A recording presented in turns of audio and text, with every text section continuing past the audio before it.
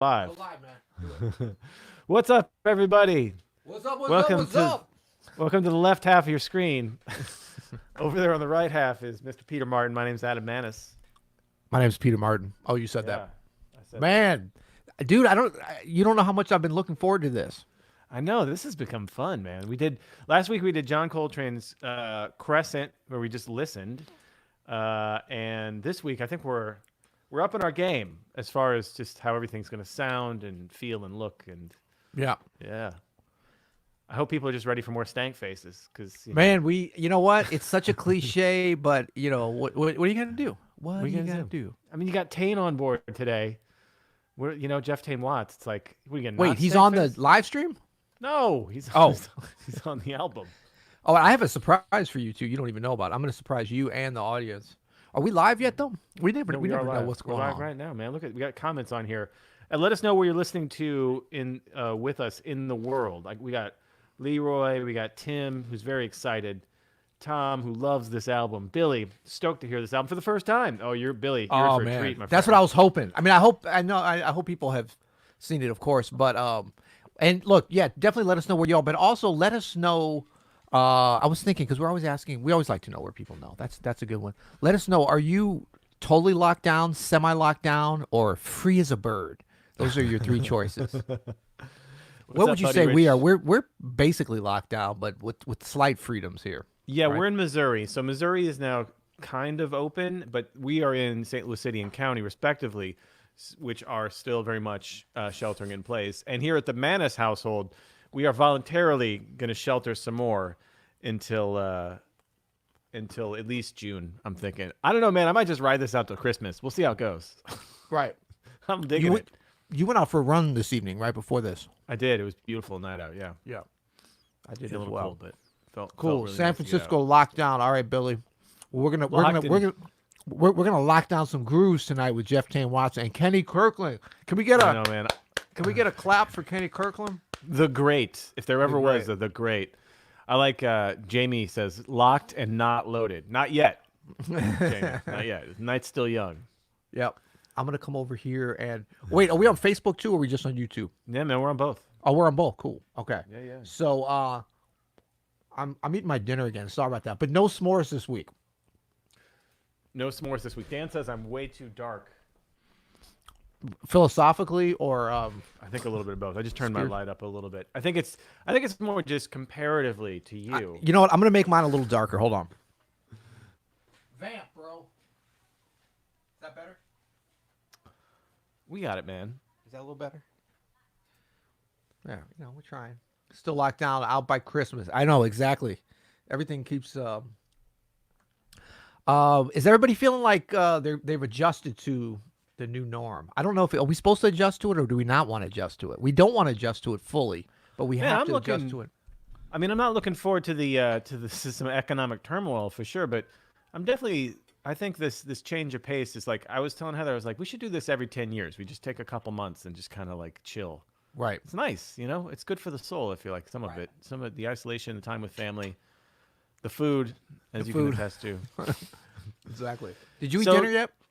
Yeah, man. We had Heather made this amazing veggie succotash, and then we had some marinated chicken from the old the Whole to the Foods.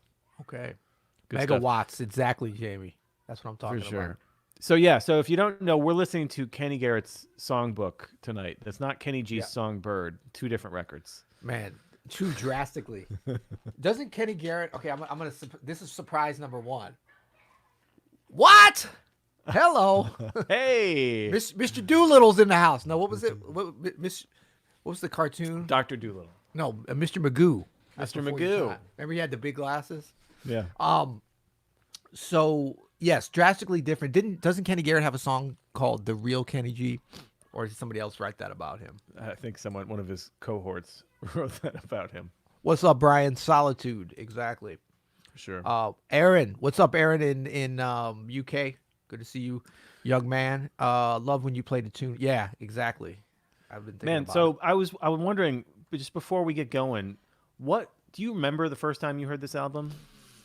it. I don't remember the exact first time, but it was what is this, 97? This is Yeah. record from '97. Yeah. I remember hearing this exact band in '97 playing all this music at the Montreux Jazz Festival, and I remember that gig like it was yesterday. You know, you've been to a gig that just resonates so much that you think about it forever. And I just remember how Kenny Kirkland was playing, how Tain was playing, how Kenny, I mean, just the whole band, and it was such a good gig. I remember I went back to the hotel that night and left a like a little fanboy voicemail. This is back in the days of voicemail to Kenny Garrett's room. I like called right when I was like, I knew he probably wasn't back yet, but I was like, yo man, that was some life-changing music, you know. And that was it. And like next time I saw him, he was just like, yeah, what's up? He's like, yeah, I wake up, I put on my pants, and I make life changing Exactly. music. He's just, What else you got? He's like, another gig, another dollar, bro. Yeah. So I mean, but yeah. So I remember that was such an impactful. And actually, recently, I think I saw. I mean, I did see it. I'm trying to remember how recently. That band, that gig, is up on YouTube, or at least it was for a little while. The one you saw. Yes, with some fantastic footage. Because, you know, during that period, Montreux Jazz Festival, actually forever, they were doing they were doing HD 5 years before anybody had HD except for like Japan. I remember that was the first time I saw the guy who started the festival, wonderful gentleman whose name I'll remember in a minute. He had this beautiful villa up in the mountains right above that looked down on the lake there, beautiful. And he had this HD studio. This is before I'd never even seen an HD TV. I might have seen like a story about it, but he had an HD setup in this room at his house, and he'd been recording all the gigs. I mean, back even when Miles was still playing there, like, you know, whenever that was, early 90, 91, he recorded him in HD, and man, it was just. Could you imagine special. seeing HD back then? That would have been I know. mind-blowing. It was probably like 720p, but it was nice. Not potato quality. Not potato quality. I mean, do you remember when HD kind of hit here, and it was like newscasters were like, "Oh, I got to up my makeup game." I know. Please excuse me, everybody. It's dinner time at the Martin House, so I'm partaking a little bit of. Last week it was the s'more. It was the s'mores. during... It's a little man. It's chilly out there today, a little bit. Oh, yeah, I know what it was. Last week it was the s'more. It was Lonnie's lament, and you were not lamenting the s'more. You were fully embracing the s'more. Somebody thought it was a hamburger. They were like, they probably think this is a steak. This is not a steak. This is portobello. Oh, it looks delicious. Yeah. But we digress because we digress. And then in the words of Christian McBride, we're not here to eat portobello mushrooms. We're here to listen to some music. Indeed, we are. We're listening to Kenny Garrett's Songbook tonight. Before we get going, too, is it me or has a lot of these become somewhat like not jam session tunes? But I've played all of these. Like real players like to add these to sets, and that's rare from a '90s kind of like '90s on album, you know. But a lot of like, I mean, Wooden Steps, Two Down, One Across, Brother Hubbard. I've played almost all these at some point because they're all such great compositions, you know, and they're all so much fun to play. And then you gotta deal with whatever Kenny Kirkland laid down here. So, yeah. Well, let's get in. Should we get into it? Let's get into it. And then we'll do as we do. First track, 1997 Songbook. This is a Warner Brothers record. Back when Warner Brothers had jazz records. This is back when Warner Brothers existed. This is Two Down and One Across. Kenny Garrett, Nat Reeves on bass, Jeff Tain Watts. And the great Kenny Kirkland on piano.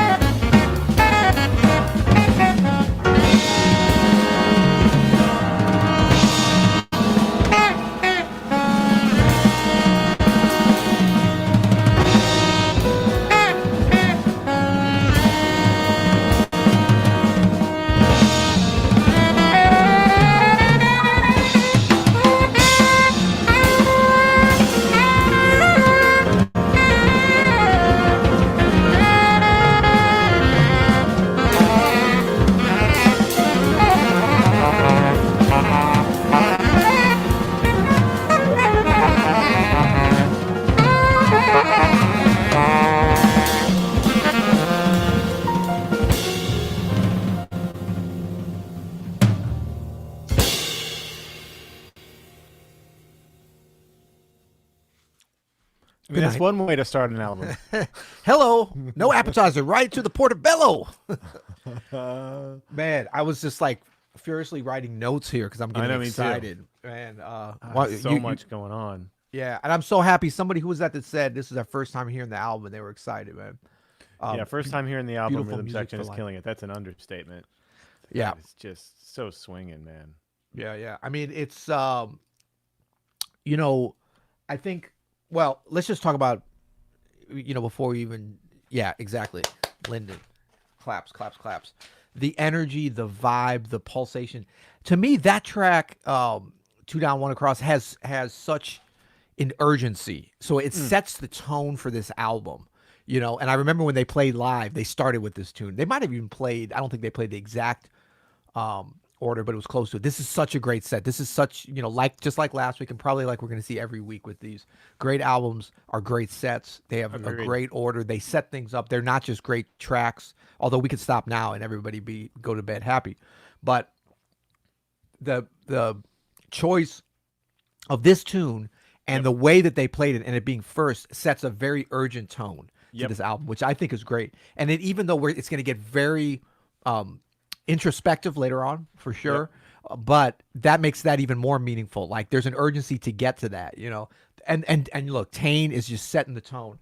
And I was just thinking, of all the great hookups that Kenny Kirkland and Tain had, I think if you check out rhythmically on a tune like this, the way Kenny Kirkland comped rhythmically, and then you how that links up with the bass drum of Jeff Watts, you could spend a lifetime studying that. It's so intricate. It's so conversational, but it's like two people that know each other, or a couple that know each other so well, or like tennis players, back and forth, bam, bam, bam, bam, bam, in such an interesting way. And when it comes together and when it does it, it's like duet syncopation at the highest level. And that's the type of thing that I think is like the gift that just keeps giving on a recording like this. I mean, you can hear it so many times that it comes back in a different way every time. I'm so glad you mentioned Kenny Kirkland and Tain's bass drum, because isn't that a gift, that interaction? And isn't that like pianists out there, listen to the bass drum. It's giving you everything you need to know.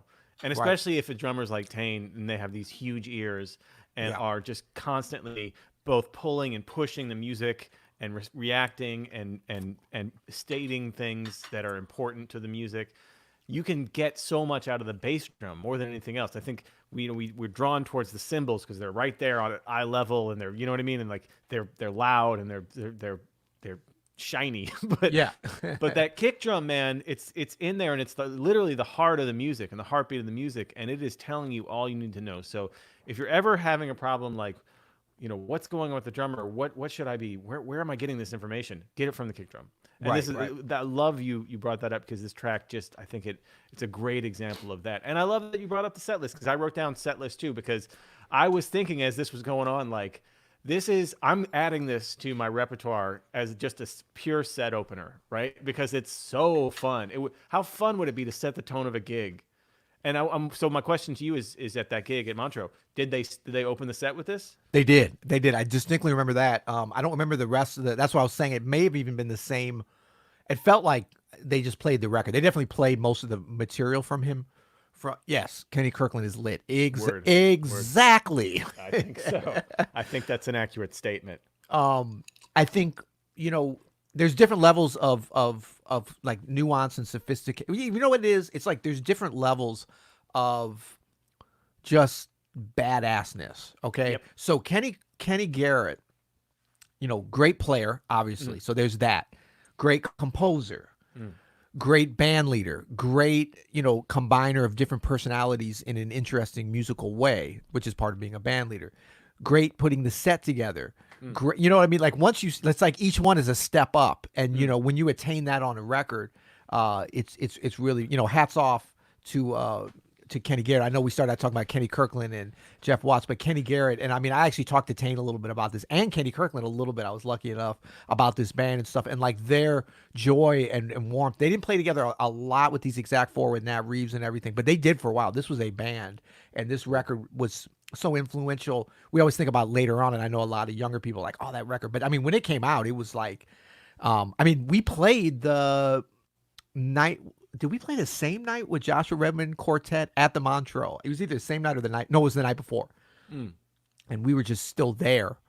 And like we thought we had a good little band that year, like a lot of people talk. Brian Blade and Chris. Brian Thomas? Blade, Chris Thomas, Joshua Redmond, and like that's a pretty good band. Yeah, it was a good band, but we heard this and we were like, I remember me and Blade were sitting next. I mean, it was just like, whoa, it was a freight train, but oh man, yeah. So a couple more things on this. I'm hearing Adam and everybody. There's some cool themes on here, the way the rhythm section plays. I'm not even sure if they're part of the tunes, but coming in on 2. Starting the swing on 2. Tain extends that over a bunch of different interesting places. I'm always amazed how like I'll catch new places he's played that. There's so much depth there. But starting the swing on 2, I think last week there was some, what was they starting on 3? 3, 4, 1. Yeah, start of the groove. Yeah. These are really important architectural things, and then they can become structural things within the arrangement and within, just little things to play with. But they're little markers. They're just it's like a different. Yeah, you can have a Corinthian column or an Ionian, but it's like, where do you place that? Yeah. Dorian, of course. Of course. And then what else did I have? Kenny's comping is always off the charts, amazing.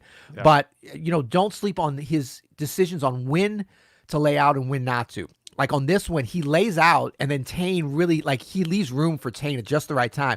But then he comes in a little bit. Kenny comes in a little bit. Very, very unusual. And with some like 2-note and then 3-note kind of clusters and stuff.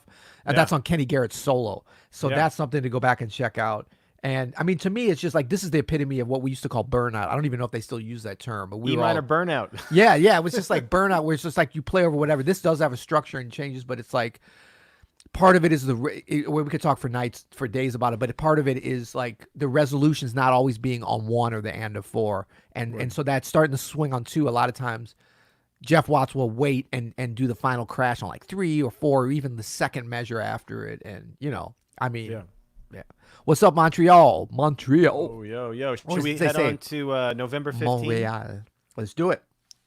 All right, next track number 2. And then when we start here too, just everybody, this is something we're going to always talk about on the Sesh, because I'm obsessed with this. I might have we talked about last week. It's like, remember the sound, except for me and Adam's ugly voices in between. You come out of the first song, the sound going into the second song, I think, is always important. Well, we can start from the end of the second song a little bit. No, it's okay. Go ahead. I don't even want. Yeah. All right, here we go. November 15th. Yeah.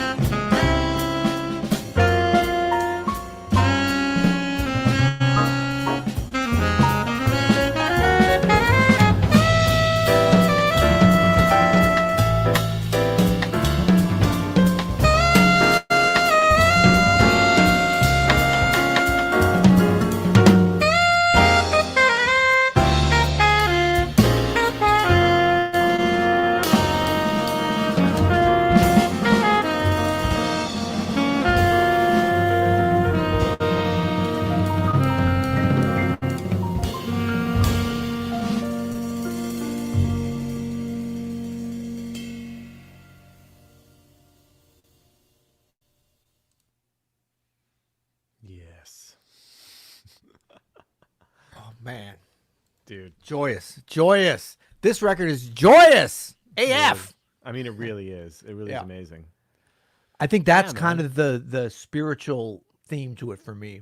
I mean, words can never quite, but with all the different places it's going and gonna go, I mean, somber, solemn, fast, excited, hectic, all this joyous to me is the thing that just comes across. And So much energy, man. Positive energy in all these tracks so far. yeah. And I just want to Jeez. say to Marcio, I hope I'm saying your name right. He said, "What a beautiful night to drink wine and listen to jazz." Yes, my brother or my sister, my brother. I mean, you got it there. Thank you, Kenny Garrett. Thank you, Kenny Kirkland. R.I.P. Kenny Kirkland, Jeff Watts, Nat Reeves. For putting, all of us have made records and done different things and stuff, and and it's one love. But when you put something out into the world that can be appreciated and uplifting and to make a night wonderful, even in this pandemic time, I mean, fuck all that. Sorry, did I say that? My bad. Yeah, you did. Are the kids All right. asleep? I mean, this is what's up, and I think that the fact that a performance can be celebrated and enjoyed and relived over again in a joyous manner is a real gift. So thank you. Totally agree. Totally agree. Let's go on, man. One of my Wait, I had a favorite- couple notes on that. Am I yeah, no, slowing things please, down let's too hear it. much? Let's I don't want to hear go it. Let's hear it. Professor Martin, but I got the legal pad on.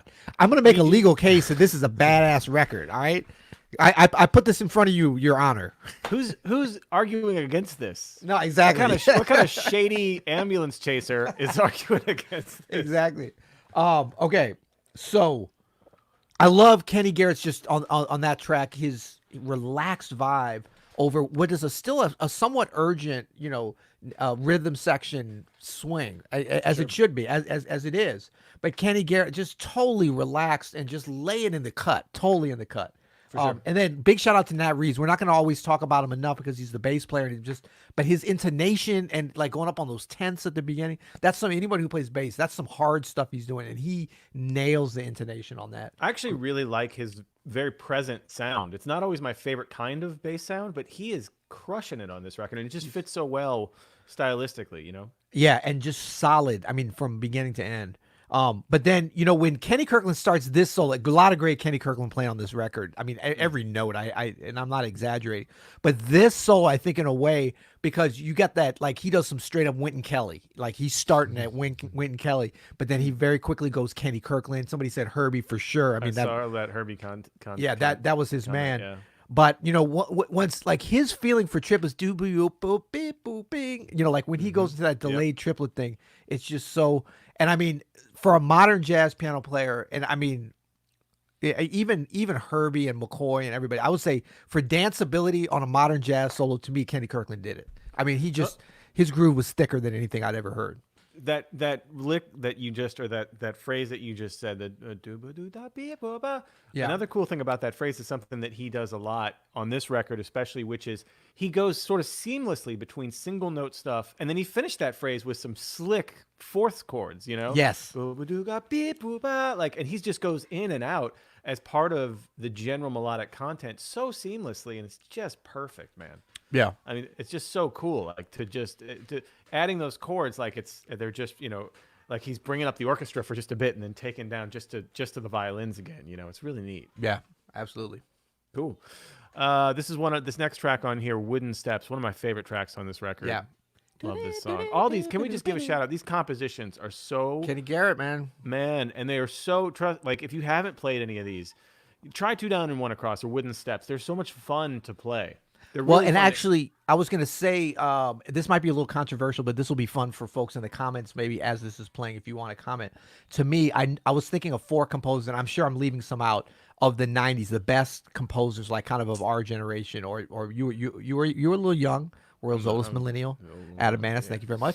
But in the 90s, well, oddly enough, like we're always thinking, pianists, where they're with the composers and arranger. My 4 favorite composers, I think, of the 90s, I'm sorry if I'm leaving some people out, are Kenny Garrett, Joshua Redman, Christian McBride, and Nicholas Payton. I mean, I think, and I'm not saying they're the greatest, although they may be of the 90s or up to today, but like during that time, their songs like are the ones that really make me think of that time. Like this record, Josh's record, Mood Swing, Payton's Plays, Christian's, Shade of the Cedar Tree. I mean, like those tunes are just, I'm sorry, Roy Hargrove. We got to say 5. But think about it. None of them are piano players, which is, I like Keezer. Keezer's very great. I was gonna 90s say, composer. man. Yeah. Keezer had some good stuff in the 90s. But I mean, too. it is interesting that these horn players were, especially Josh Redman and Kenny Garrett. I mean, great, simple, impactful compositions. I don't like impromptu lists, so I'm not going to participate. D'Angelo, James Poison. I mean, that's you're Yeah. getting into some different eras and different styles now. Come on. Yeah, well, Kurt Cobain and Right. All Mary right, Lou let's check Williams out- was great, but it was she was still alive in the 90s, maybe. All right, here we go. Let's check out Wooden Steps.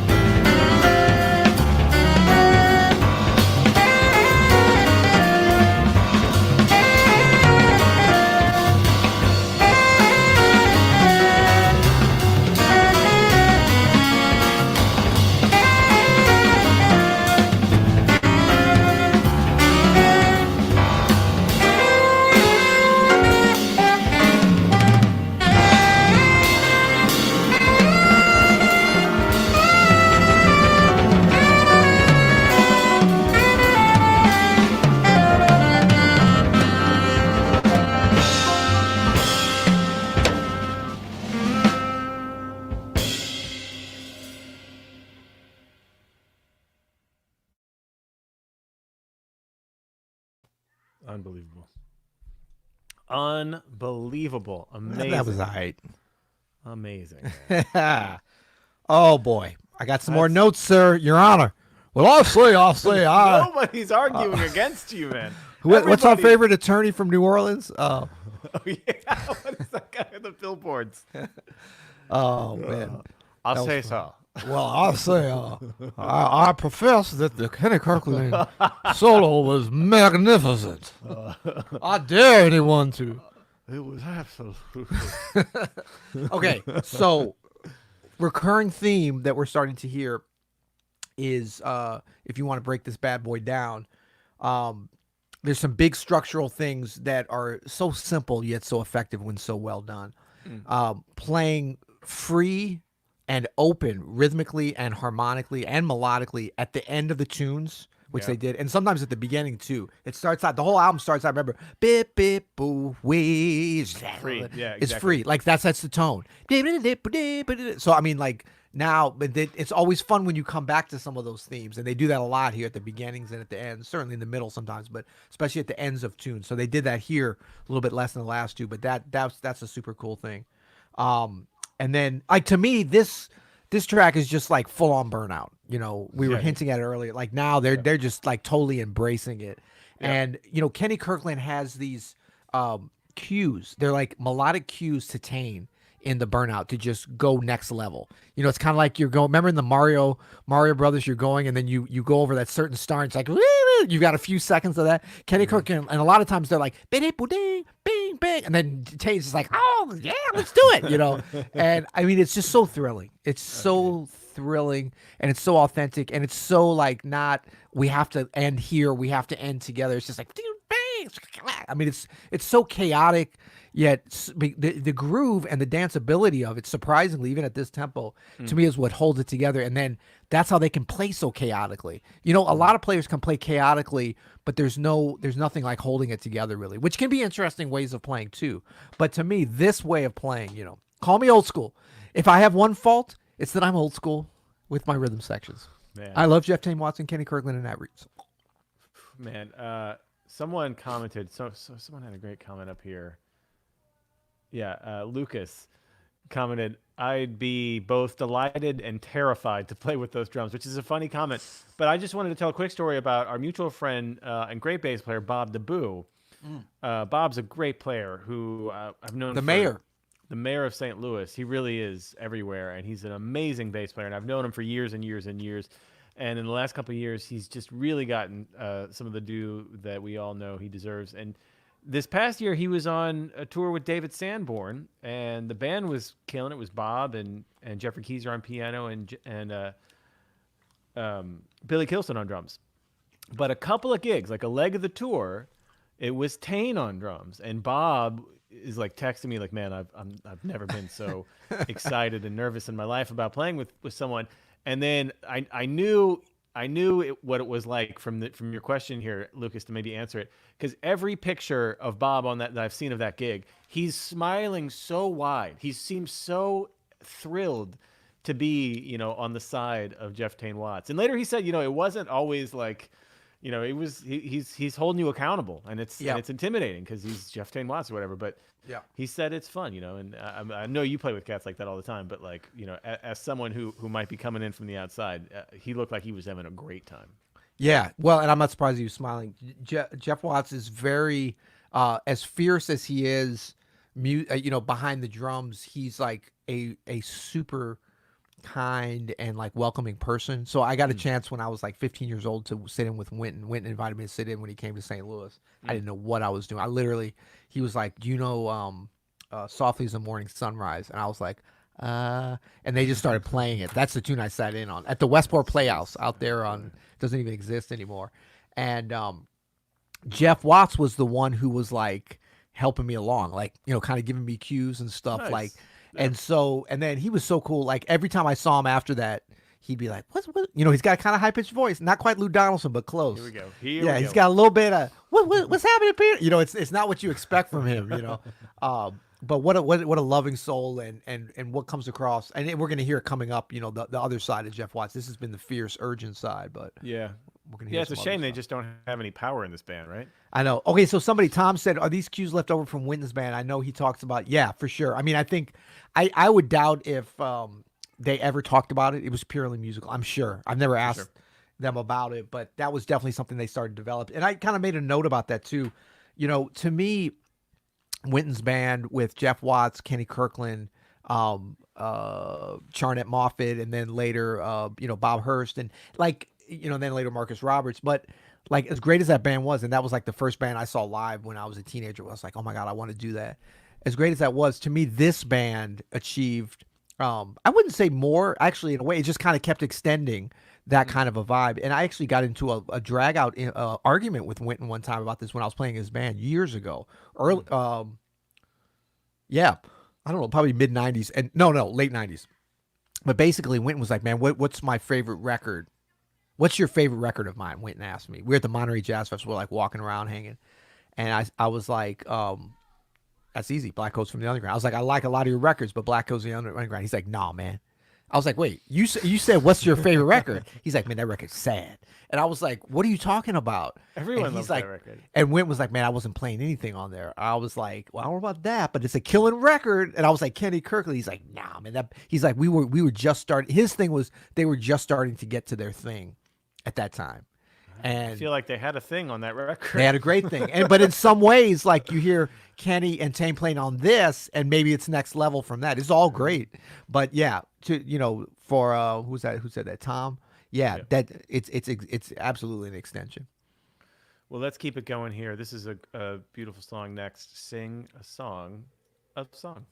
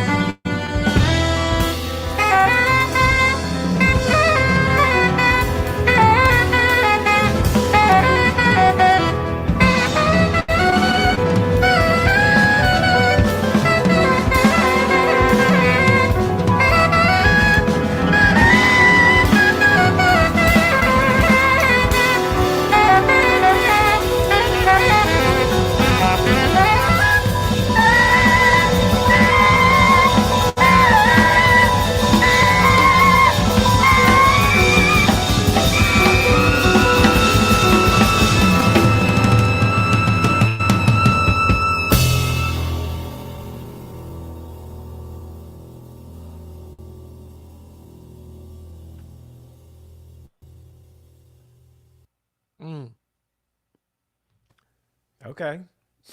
Man, Nat Reeves and Jeff Tain Watts hit that last boom, that E. Man, that was, I mean, everything before it led up to that, and now again we've got a free ending. Are we getting the theme? Are we getting the theme of what's happening tonight? Freedom at the end, and I mean this for all the amazing playing. Big shout out to Kenny Garrett. That he does on this record. I think this free ending he plays over that E major, flat six, whatever the hell that is.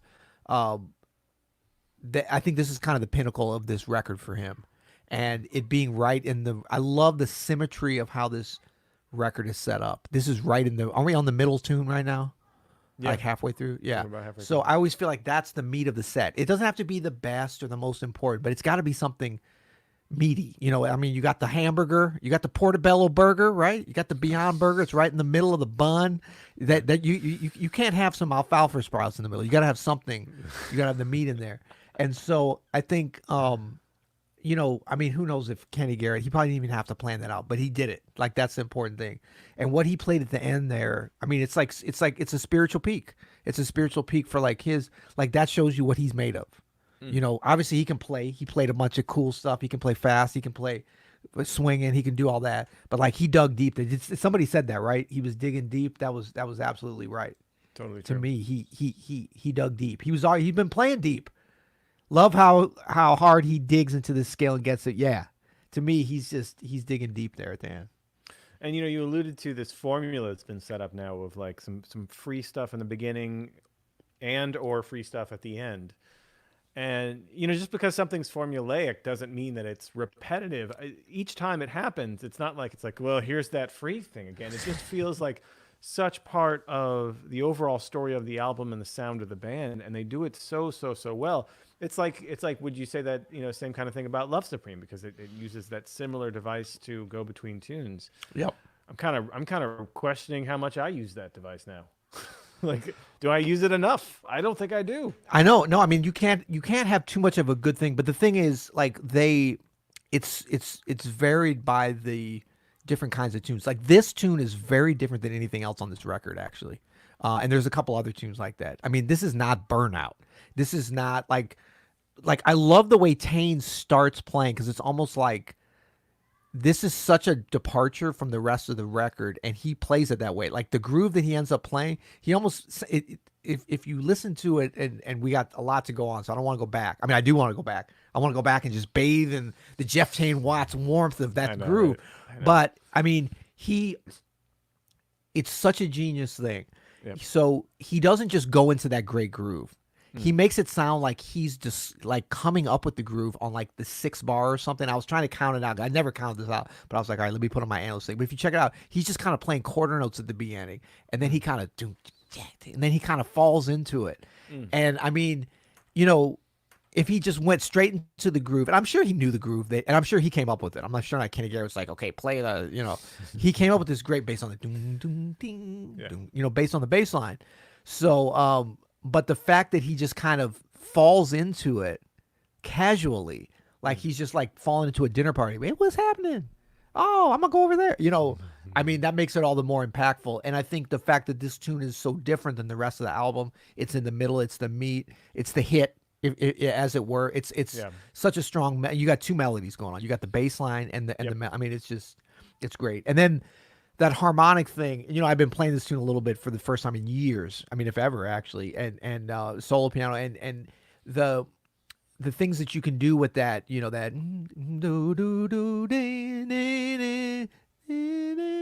it's a major chord, but it's got that minor 6, minor 13 kind of thing. And what Kenny does, so much patience at the beginning of that solo. I love how he leans on that minor 6 more and more as the solo goes on. He's just like, we're going deep on it now. Yeah. Let's keep moving here. We got if we must. So much great music coming up. Next up, Brother Hubbard. Ooh, it's a good one.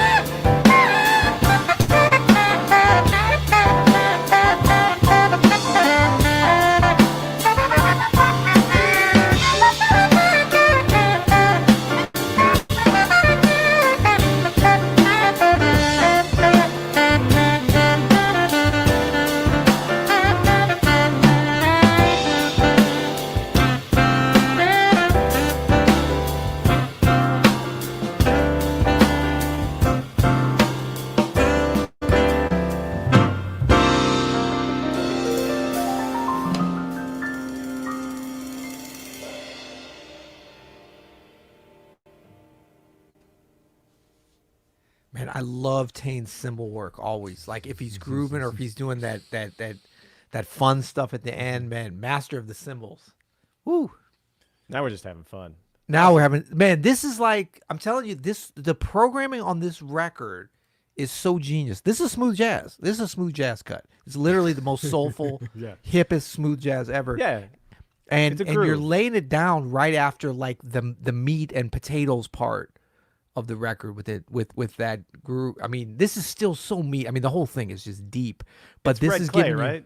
It's Exactly. red clay, essentially. exactly. But it's giving you that release and that you know. So I decided I'm calling it audible. Is that okay, Adam? Please I've, do. I've never been known to do that, have I? You are the king of the audible.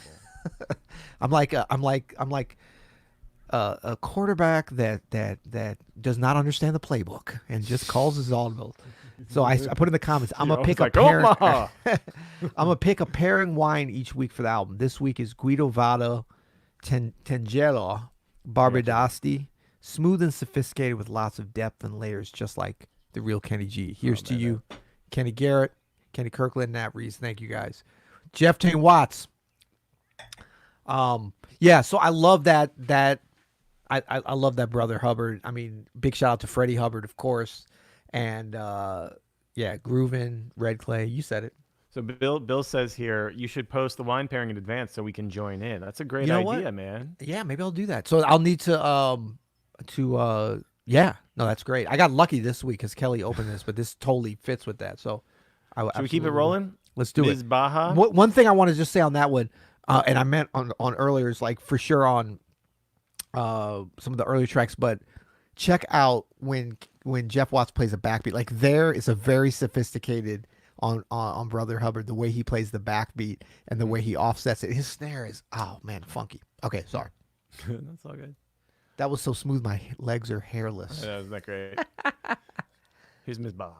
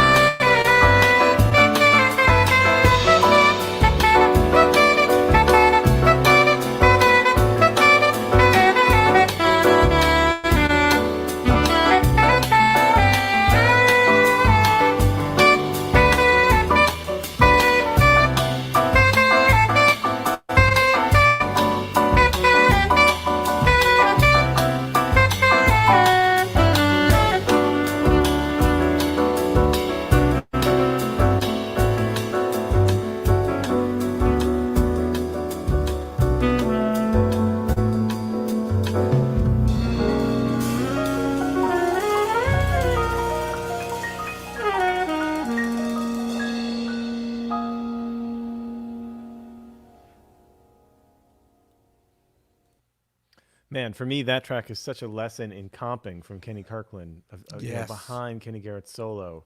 Mm.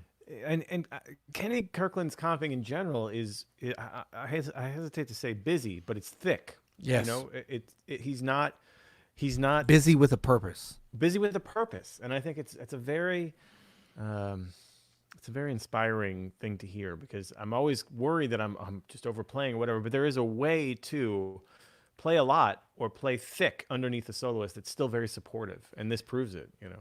Right, right. Yeah, I mean, it's just, his level of listening, like when you're listening so well that the listener can hear you listening in a recording, that's when you know you got to something. And I was just thinking, like, this is like probably his shortest solo on the record, and it's so simple. And so, like, Kenny was known for, very complex. I mean, even like remember we did you'll hear it on the on the Sting record. I think I played that. You didn't know about that. The Bring on the Night live, record when he was in Sting's band, and he's going crazy. And, of course he could do that. But I mean, this kind of thing, and just he comes in and patiently restates the melody with just a offset phrasing and stylized. I mean, Kenny was just like, he was stylish, and yeah, man. Well, we got a lot to go here. How's everybody doing? We had some people falling off, like talking about they're going to bed and stuff. What? Well, Come on, man. we're an hour and 20 into this. Dude, this is a pandemic, man. know, Y'all man. ain't got What nothing you to gotta do. You got nothing to Come do. on, man. Come on. We laid it out here. Don't leave us. Stone was talking about going to bed. He's on the West Coast. What? Yeah, it's like 5:30 out there, man. Come on. Stone, if you leave, I'm gonna talk smack about you. All right. Jose says their influences seem clear. Elvin, Herbie, Wayne, but they still sound incredible original. Man, what a great comment, and so true. I mean, like, to me, that's the epitome. That's the top level when you can flaunt your influences, Yeah. and for sure. but then to sound incredibly original is so hard and especially with, I mean, you talk about Elvin being an influence on Tain. I mean, that's not like a subtle influence. Like, that's an oppressive influence, can be, for the uninitiated. Herbie, Wayne, I mean, you're talking about, but yeah, man, that last chord, exactly. So that, to me, on this one, we were talking about how it always goes free. This one doesn't go full on free, but harmonically free at the end. That's what I'm saying. It's a little theme, you know what I'm saying? Let's keep it rolling. This is the house that Nat built.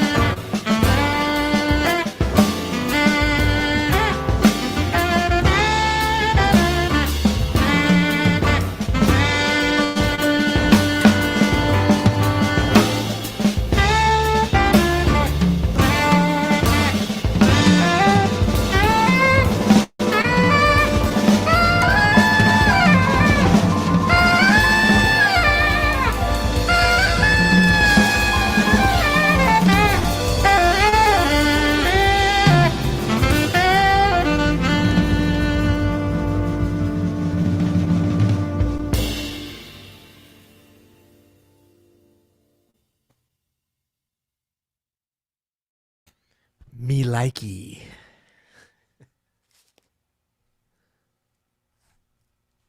Where you at, Adam? I can't hear you, bro. Oh, I just went on a 30-second expletive-filled rant about how much I love that fucking track so much. I know, man. As soon as it started, I just get so amped, man. I'm out here shouting and cursing, and my kids are like, "What's going on, Dad?" I'm like, don't worry about it. Dad's a motherfucking maniac. I mean, the thing is, it's like, I mean, basically,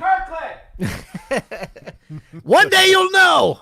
You know, I mean, the thing is, it's just such like this is a tune that is just it's just one thing. This is the whole Stevie Wonder composition concept. All you need is one great idea. For sure. Boom, boom, dang. That's and the blues. drawing everything together, That's it. You know? That's it. And then it's got that little bridge that's just kind of a segue to get back to that. And you know, another great example of the freedom at the end. You know, Yep. going free, man. But just a taste. It wasn't a just a full taste. like No, 2 no. minutes of it. Yeah, it was really nice. But it was in there. I mean, it was like, Yeah, you know, they jumped sure. in there and you know, just knowing them and knowing that you know, that none of this was planned. I guarantee you that. Like none of this was like, I mean, it was just it was part of the organic flow. Like to me, this is one of the most organically presented records, at least. I mean, you know what? I could be wrong. Maybe they planned everything out. God bless them if they did. They did a great job of making it sound spontaneous. Every note detailed, penned out painstakingly by Yeah, Kenny you know, Garrett, possibly Tain was like, I don't want to do that. Kenny Garrett was like, you have to play it like this with the backbeat. Okay, fine, if I have to, whatever. Very but you know what? It doubtful. worked. It Very worked. doubtful. Let's check out She Waits for the New Sun.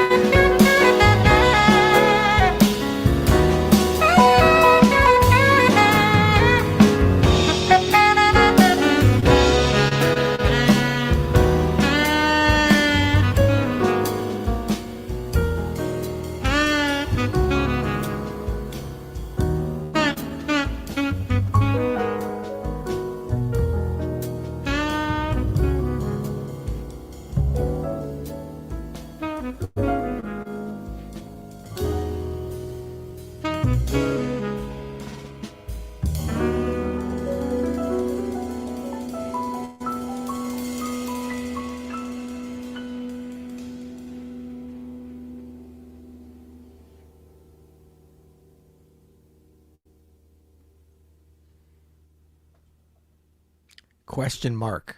Question mark ending. I love it. The same. Whoa. Getting ahead of ourselves. Getting ahead of ourselves here. Sorry. But I mean, the same freedom at the end, man. Yeah. But that gospel vamp, Yep. man. You know what? I don't know, even want man. to say anything. The bass is There- just the right notes. Exactly. Yeah. The foundation that Nat Reeves, and when he goes down to that A and that, oh man, it's just. I think it's part of the brilliance of these compositions from Kenny Garrett that there's they are so grounded, right, in the history of the music. They Yeah. really are. I mean, it has all of these elements that have been in the music for decades, and they still seem so fresh and open for the players. But the players that he has in the band play in a very grounded way. So like Yeah. they're all putting in their own thing, but it's the groove is so solid and foundational that man, every track after track here, as it just starts building on itself after a while, that everything just feels so amazing and everything is such a solid, like hard hitting groove. Yeah. And then there'll be these moments where they just like fly off of that and you just lose Yeah. it. It's incredible. Yeah, and I mean the patience to wait. I mean, like this is its own thing. I mean, she waits for the new. Like this track is totally different, and in some ways is what's interesting because somebody said, what did they say? Lucas said we're a minute in and it's already my favorite one. You know, this is its own kind of thing that in a way it can almost be like the first track, sure. but it's so patient to like place this later on. The depth and the breadth of this album is kind of mind-boggling in a way. Like, and I mean, it's just everyone has. There's so much depth to all of these songs and all of these performances that you wouldn't think that they could fit together. It's like a jigsaw puzzle, Word. and the way Kenny put it together, I keep coming back to that. I think the architecture of this is kind of the top genius of this, and it's easy to overlook because there's so many great moments musically from everybody's playing and all these compositions. But I mean, woo. Damn. Let's keep it going, man. Just a couple more left. I'm sad it's getting close to the end. Yeah, so this track is when But I was Peter, talking before about. it's time to say Yep. goodbye. Oh, sorry. Oh, sorry. Yeah. So that's the name of the track. Sorry. Let's do it. No, I'm just kidding. Go ahead. Well, no, this is. I don't even want to say anything because this is kind of my favorite moment in the record. So. Okay. Well, hold on. Let's get solemn here. Here we go.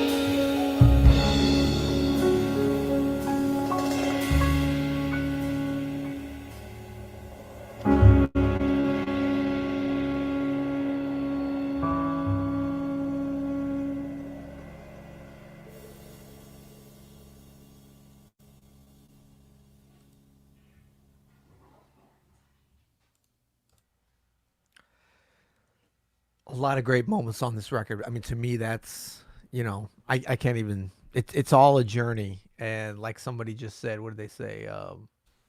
It's an adventure, Carrie. The album is such an adventure. What a trip. Absolutely. To me, this is like, it's such a simple, poignant.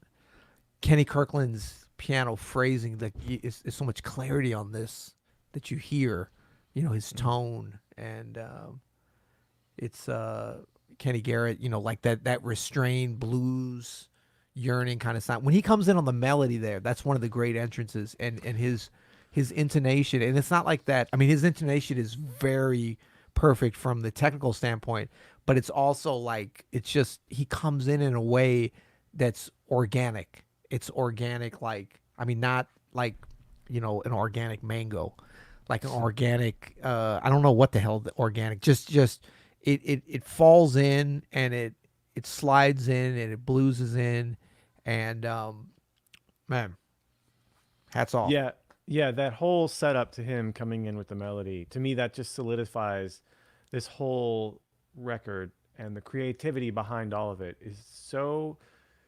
I mean, we talked about like they're just letting things happen, but there's a lot of sophisticated intent here in the way they're letting things unfold. Even if it is spontaneous, it's incredibly smart and I mean, just so brilliant and emotional. I mean, it's incredible. And there's a lot of setup. They're toying with our emotions, Pete. No, they are. And the beauty of this is, and thank you guys all for being here and hanging on. I know we're going way over here, but when I talk about way over, we have no allocated time. It's our channel, man. We do whatever man, we this want. is We come stay on, man. Until 11:30. We're like Einstein, man. There's no time or space.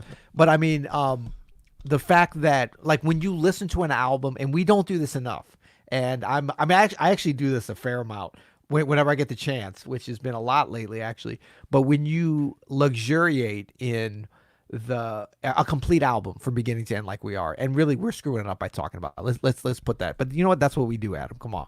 Yeah, we screw everything up by talking. But I mean, just listening to the sequence of tracks is a luxury, because you like the restraint that Kenny Kirkland, that everybody plays on this track, but specifically Kenny with his tone and his touch and how he's holding back. He set all this up earlier. You know what I mean? Yeah, so like if you so jump true. to this track, of course it's beautiful and it sounds, and and the changes and everything. But if you move through it like we are tonight, the beauty kind of unfolds in a way. Because like think back to track 1. Like they're setting all this up. Like they're setting the table, and they're like, bam, we're gonna hit you with this. And then all of a sudden it's like, oh, we have a lavender flower that's gonna poof, and you're gonna eat the essence of, like a great meal or something. And I think that that's the first time you've ever said both lavender flower and poof. I don't even know what that is. On any of our I don't know what a lavender flower poofing would be. It's like a quinoa. I mean, I have a little bit of quinoa. I don't know what the hell's going on. So we got one track left, and we don't want to spend too much time between it. But some people are asking about the sessions themselves, like Bill here. Are you planning to do this every Tuesday? So far, hell yeah. no. This is it. We're done. No, one of the things we've been doing with Open Studio and these live streams is things like tutorials and guided practice sessions and Q&As and a whole bunch of different ways that we can just spend time with you, hanging, talking about jazz and stuff. And me and Adam are bored. That's what's up. Yeah. Let's we be were honest. just saying, one of the things we miss is listening to music with our friends. You know what Yeah. I mean? It's something that you can't do just kind of sheltering in place without your jazz buddies around.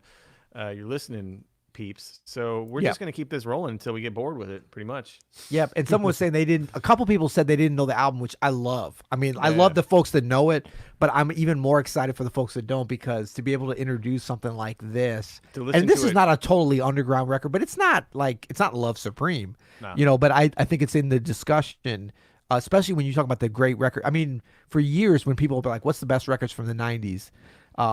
This always comes to my mind, and it's not like I couldn't tell you 10 other records. Yeah, it's got to be up there.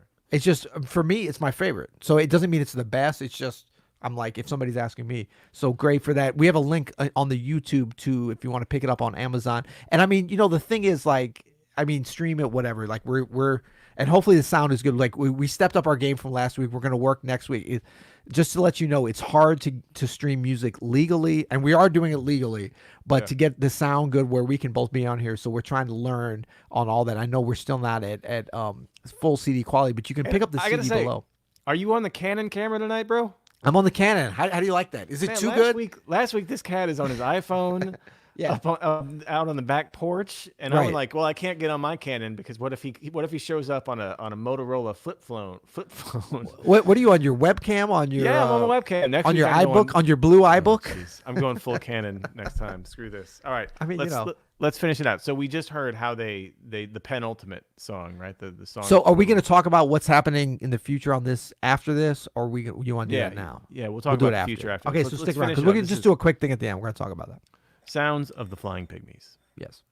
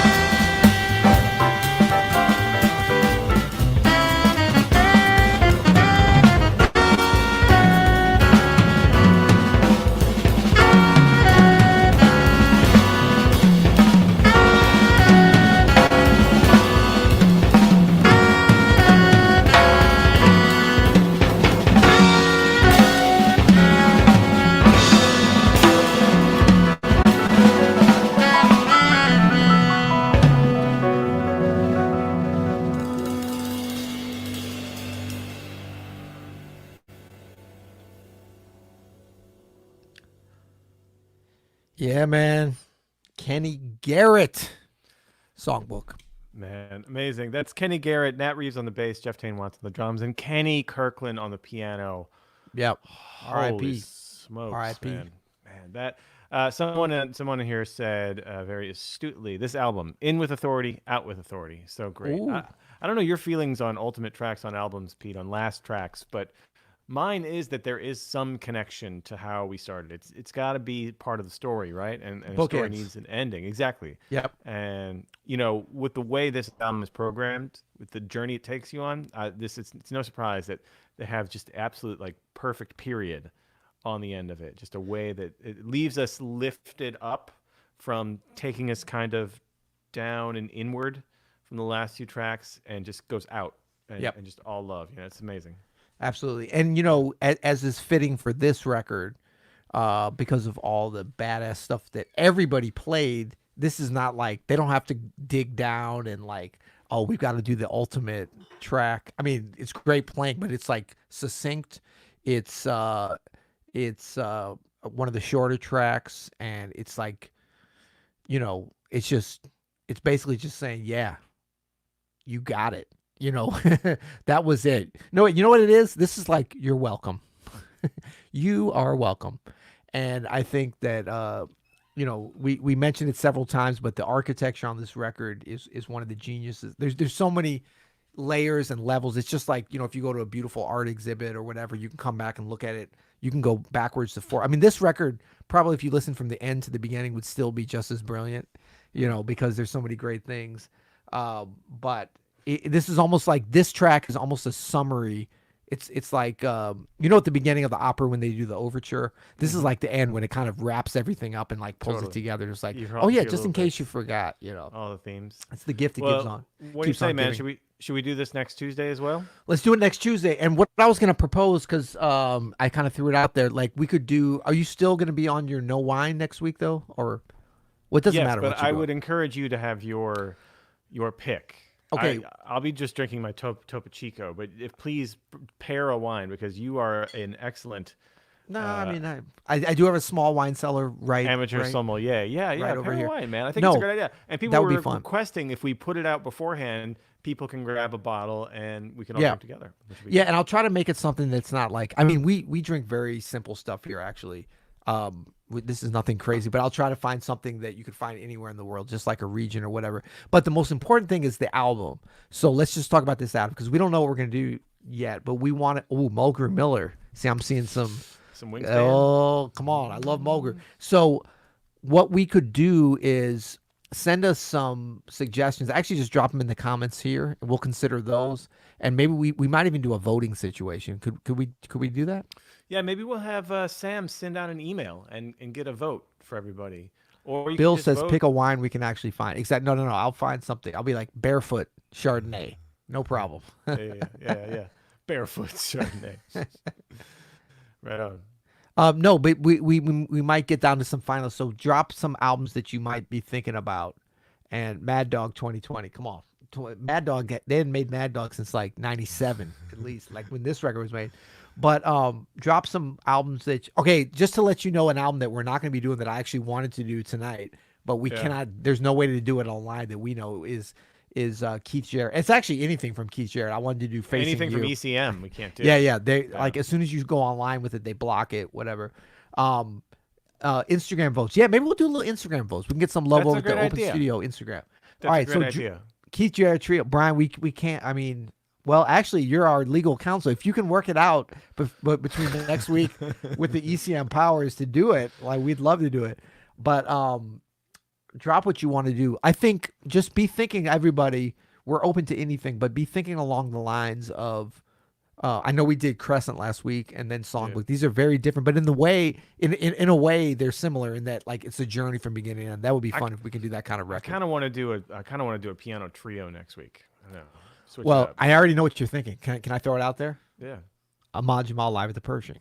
Well, that would be fun, wouldn't it? No, you were thinking that. Come on, man. That I wasn't. You I know was you were actually- thinking that. I was thinking Oscar Peterson Night Train, but Ahmad Jamal live at the Pershing would also Ooh, be fun. so now there's two. So maybe tomorrow we'll set up a little Instagram vote, and we'll right. get a couple of ideas up there. Maybe some piano trio. I like that idea. Cool. Maybe even some I mean, a couple of other Oscar Peterson. I mean, Brad Melda. I mean, there's a lot of piano trio stuff. All right, we're gonna do piano trio. We got that locked and loaded. And as these go on, we don't have to do one record. We could eventually just do Wingspan. Ooh, that's good. Wingspan is great. Mulgrew. All right. Well, until then, leave us drop us a vote in Instagram or on the comments here. Yeah, and if you want to email us, we have a new email address. Did you know that? I didn't. What's it called? YHI@openstudiojazz.com. That goes to you and me. That's secret though. YHI, you'll hear it. YHI@openstudiojazz.com. Okay. Cool. All right. Thank you guys all for being here and Fred Hirsch. Yeah. Gonzalo Rubalcaba. Come on. That would be amazing. We got requests. That's what I'm saying. That's one of my favorites. That's one of my favorites. All right. Well, this is going to be a fun week. We'll talk it over this week. We have many weeks to come, and we're going to hit them all. Super trios, of course. Oh, man, that'd be great. Bill Evans. Man, the well is deep. So thank you guys for being here. Thanks, everybody. And thank you, Adam, as always, man, Peter. for your insight. And we'll see you guys next week. Super fun. Good night, everybody. Oh, tomorrow night, I'm going to do a little talk with Christian McBride if you guys want to come. Yeah. 7 p.m. No, 8 p.m. Here on YouTube Here on YouTube. Open Studio YouTube. We're just going to have a little chat, a little hang. Christian McBride, bass player. That's what we do. Later, everybody. Good night.